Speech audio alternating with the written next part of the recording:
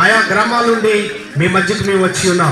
ప్రియులరా, ఇదిగో మరి యేసు ప్రభు ఇలాంటి శీతాకాలంలోనే జన్మించారని, అలాగే యూదా బెత్లెహేములో బెత్లెహేము అనే చిన్న గ్రామంలో ఆయన యేసుక్రీస్తు జన్మించారు. అప్పుడు మరి దేవదూత ఆ పొలంలో గొర్రెలు కాసుకుంటున్న గొర్రెల దగ్గరికి వెళ్ళి, ఇదిగో ప్రజలందరికీ కలగబోయే మహా సంతోషకరమైన స్వార్థమానాన్ని మీకు తెలియచేస్తున్నానని దేవదూత చెప్పింది.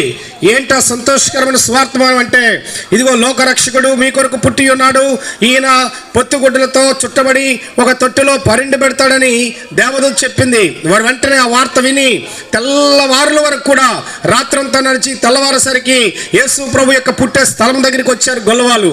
అలాగే మన యొక్క తూర్పు దేశపు జ్ఞానులు ఒక ముగ్గురు ఆకాశంలో నక్షత్రం దగదగా మెరుస్తుంది.